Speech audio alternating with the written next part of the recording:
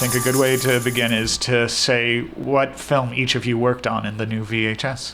I'm Casper, Kelley, and I did Fun Size. I'm R.H. Norman. Micheline Pitt-Norman. And we worked on Home Haunt.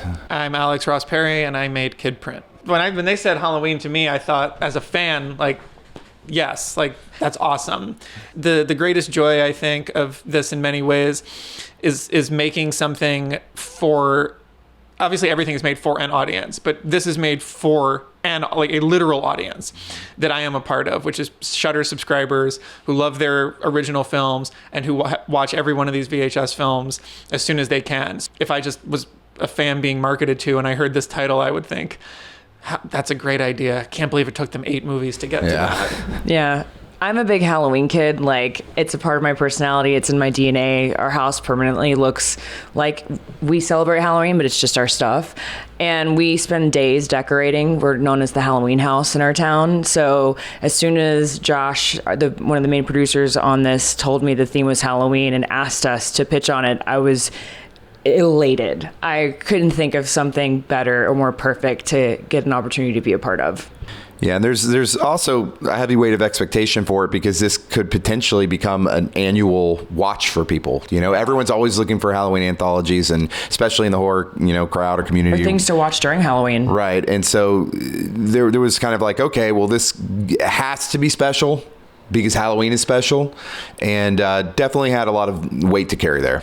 I loved how there were so many tonal shifts, but it worked as a movie as a whole. And I wonder, because it's all, instead of being around of a year, although I love all those too, being around this event, it just all fit together. It just was a great experience to me.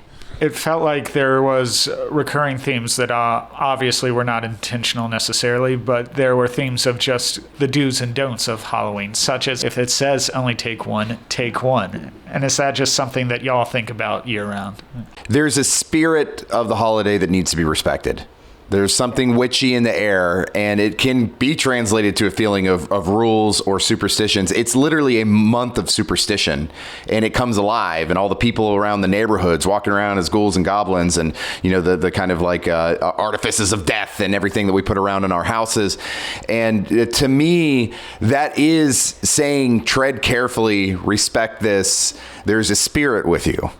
It's when the veil is the thinnest is on Halloween night, as they say. So that's usually when all hell breaks loose. And I think we proved that with our segments. Could you describe a little bit each about your segment and what they could expect? The original idea was Willy Wonka in Hell, and so I guess it's a low-budget Willy Wonka in Hell. Home Haunt is basically Evil Dead Maze. I mean, that's an easy way to put it. Cursed record instead of a cursed book. Kidprint is about that moment in time where kidnappings were rampant. When the movie starts, it's been about a month of children disappearing under varied and mysterious circumstances, which has led to an increase in protective technology, which is making videos of them. Your short is set in the 1990s, and I didn't know if that technology actually ever was a thing. Was that an actual service you might have remembered? Or? Absolutely, yeah, it's very real. I encourage, look on YouTube, Kidprint video.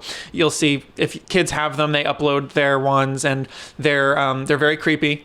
They're very strange. A lot of tracking lines, a lot of weird open sound, a lot of erratic camera work on behalf of the videographer. But yeah, they were real. Blockbuster did them. There's a commercial online of John Walsh, America's Most Wanted, talking about getting a Kidprint for your child's safety. And that was kind of when I discovered that many years ago. I was like, I'm interested in this. I should file that away somewhere. What is your Halloween experience? What is it from your memory that you were really wanting to interrogate with your segments? The joy of being scared in a safe way. Like, you get the joy of the fear, but that it's ideally, unless you're in Alex Ross Perry's town. But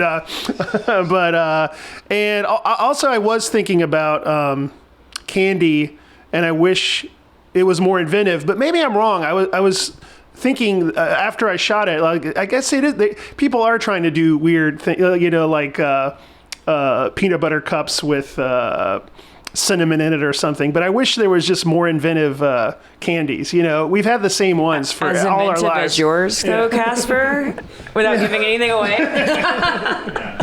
I think that a big thing for both of us is we loved Halloween as kids, but the big moment for him was when I took him to my friend Rick Baker's house for the first time on Halloween, and he got to see how his family does like a home haunt, sort of. It's like a diorama, and he does these amazing prosthetics and makeups and costumes and set pieces, and the entire neighborhood, I'm talking hundreds of people line up, not just for the full-size candy bars, but to also see what they do.